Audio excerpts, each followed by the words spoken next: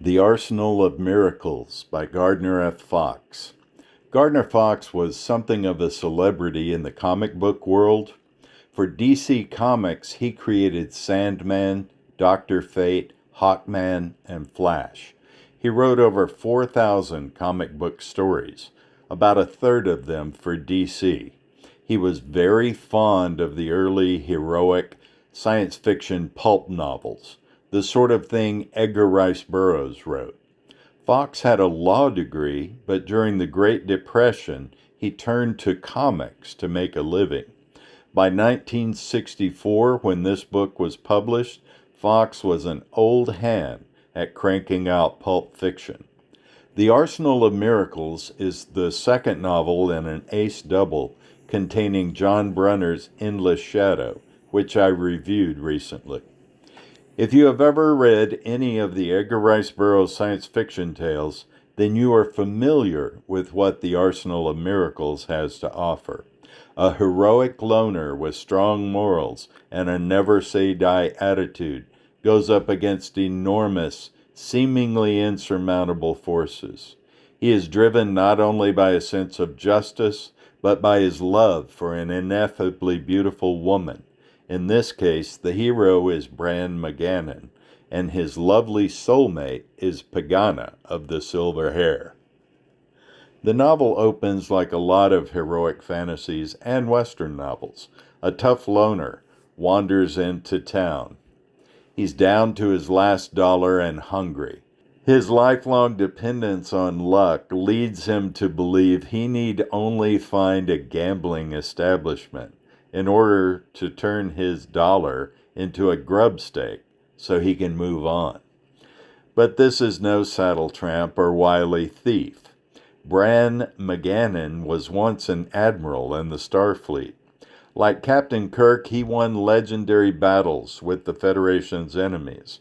When they retired him to a desk job, he said to hell with it and began wandering the universe, much like a spacefaring Jack Reacher.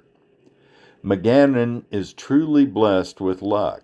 As fate has it, he discovers very ancient technology, forgotten for millennia since its creators went extinct. This technology allows him to hop from planet to planet in the wink of an eye.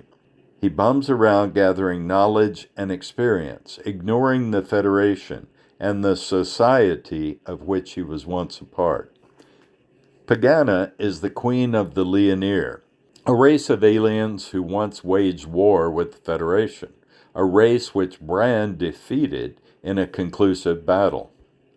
Despite their turbulent past, Bran and Pagana are hopelessly in love with one another. Pagana shows up unexpectedly on the remote world where Bran is gambling. She wins him as a slave in a toss of the dice. Later we learn he deliberately lost because, he's just so into her. When Grandu, Pagana's brother, usurps her throne and takes over their home planet, she is forced to flee with Bran from one Stargate portal to another, searching for a way to win back the throne. Along the way, Pagana comes in possession of a strange egg-shaped gem, which turns out to be a key left by the long-extinct creators of the Stargate system. But what does this key unlock? The Arsenal of Miracles, of course. When they finally uncover the silvery structure that can be opened by the egg-shaped key, they learn the old ones have left an incredible array of technology to be discovered by future generations. Can Bran and Pagana master these enigmatic weapons in time to use them against her ruthless brother Grandu? I'm betting somehow they can. There's nothing new here. This is just a good old-fashioned bit of heroic pulp fiction.